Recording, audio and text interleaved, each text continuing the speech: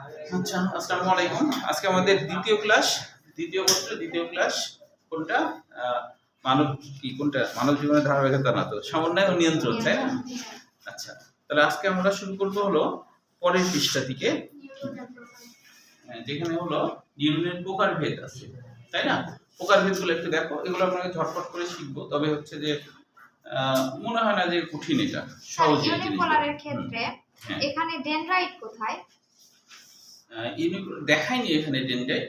Dendrite তো থাকবেই, কারণ দেখো এখানে বলছে এক মেরুযুক্ত, তো তাই একটা মেরু দেখিয়েছে। মানে এখানে বলা হচ্ছে যে কোষ দেহের যে কোনো একটা অংশ, মানে হয় অ্যাক্সন কিংবা হয় ডেনড্রাইট, এই দুটার যে কোনো একটা থাকবে। হ্যাঁ, যে কোনো একটা। কিন্তু যদি মানে ডেনড্রাইট যদি না থাকে তাহলে উদ্দীপনা কিভাবে পড়বে? না, এগুলো থাকে আসলে কোথায়? দেখো এখানে আছে কোথায় এগুলো? এগুলো থাকে হলো মেরুদণ্ডী প্রাণীর প্রান্তীয় স্নায়ুতন্ত্রে, এই নিউরনগুলো থাকে। স্যার নিচে চিত্রে তো দেওয়া আছে এগুলো ডেনড্রাইট না, আমরা নাও সিনাপটিক না, মানে যেই জায়গাটাতে থাকে আসলে সেই জায়গাটা তো একটার পর একটা অনেকগুলা সাহায্য করে তাকে।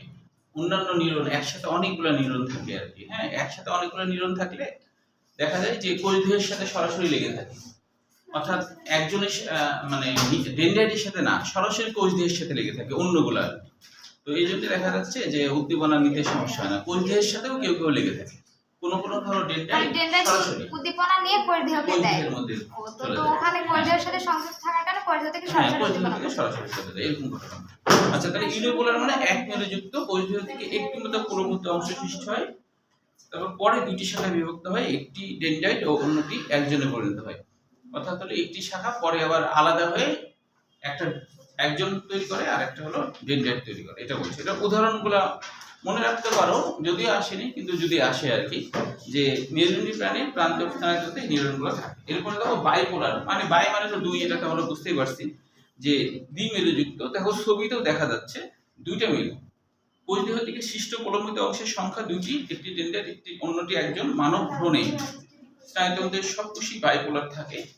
পরবর্তীতে এগুলা কিন্তু ইউনিপোলার বা মাল্টিপোলার হয়, যেমন রেটিনা, কর্নিয়া এই ধরনের নিউরনে পাওয়া যায়। তো মনে রাখবো আমাদের চোখ দুইটা, কান দুইটা, তার মানে হলো বাইপোলার দুইটাই হবে, দুইটা আর কি মেরু হবে, তাই না?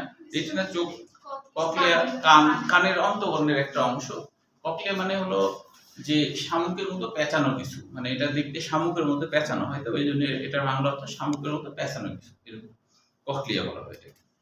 তারপরে নাকও দুইটা ফোঁটা, তার মানে বাইপোলার হলো দুইটা। এটা মনে রাখার এটাই টেকনিক, যে বাইপোলার মানে দুই, আর উদাহরণগুলো কিন্তু সব দুইটা দুইটা জাতীয়, যেমন চোখ, রেটিনা মানে চোখের অংশ, কর্নিয়া দুইটা, কান, নাক ছিদ্র দুইটা, তার মানে এটা বাইপোলার হবে। এইভাবে মনে রাখা যায়। না, এখানে দেখা যাচ্ছে না, মানে প্রথম। হ্যাঁ, ওটাই। এরপরে দেখো সিউডো ইউনিপোলার, মানে বুঝতে পারছো শব্দ মেরুযুক্ত, অর্থাৎ একটাই একজন, ওর মধ্যে আসলে দুইটা আছে কিন্তু বুঝতে পারা যাচ্ছে না, এই জন্য এটা সিউডো। অর্থাৎ হলো বোঝা যাচ্ছে না, এই জন্য সিউডো।